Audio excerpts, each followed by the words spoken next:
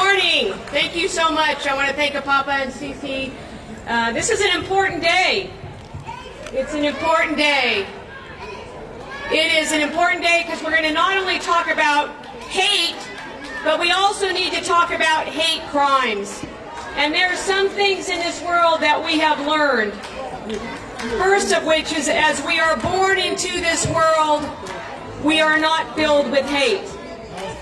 As we are born into this world, we are not intending to commit crimes. And surely, as we are born into this world, we are not intending to commit hate crimes.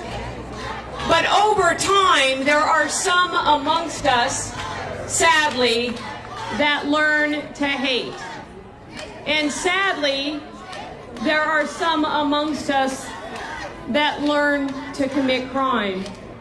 And even more sadly, amongst us, there are those that choose to commit hate crimes. We must acknowledge that there are some amongst us that choose to commit violence because of hate, because of who we are, because of our race, because of our religion, because of who we love, because of our gender. There are those that choose to commit that violence.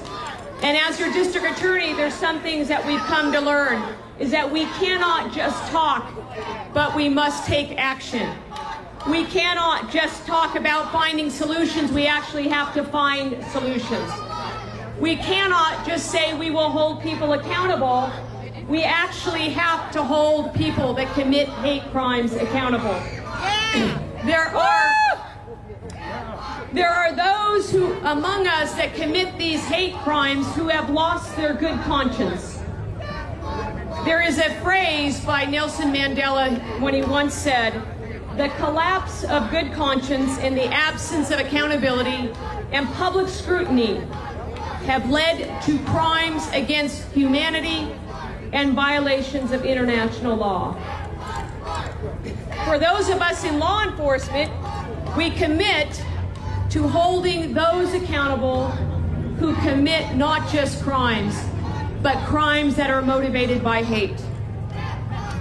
If an individual chooses to attack somebody because they are a member of a protected class, you will be held accountable. Here in Sacramento County, just down the street, in the courtrooms across this wonderful city, we in our DA's office hold people accountable who commit hate crimes.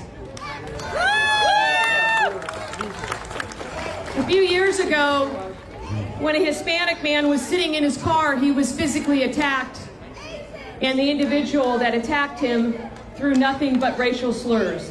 That person was prosecuted, convicted, and held accountable.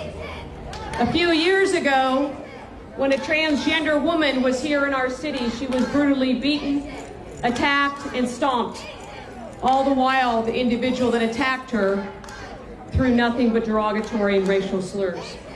That person, that attacker, was prosecuted and convicted and sent to prison.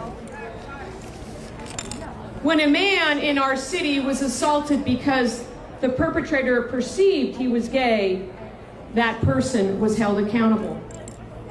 And when we are targeted in our communities because you are African American or Hispanic or Asian, or you profess to practice a certain religion and you commit that hate crime, you will be held accountable. But we must do more, not just here in Sacramento, this great city that we have in this great county. We must be in every county, in every corner of California, not just stopping hate and standing up to hate, but actually prosecuting hate crimes. But as I've said for many years, there is much more to public safety than prosecutions and convictions. We must prevent it. We must prevent hate. We must prevent hate crimes. Nelson Mandela also once said that if people learn to hate, we can also teach them to love. And we must be willing to do that. But there's also more than prosecution and prevention. We must have good, sound public policies. We must, as a community, come together to make sure that we have strong laws that condemn hate crimes. We cannot have laws that weaken those laws. And as we work together as a community and we hold individuals accountable, we prosecute people who commit those crimes, we prevent it, and we have good policies, we're not only going to stand up against hate, we're going to stand up against hate crimes. And I am honored to stand here today with all of you to do that. Thank you so much.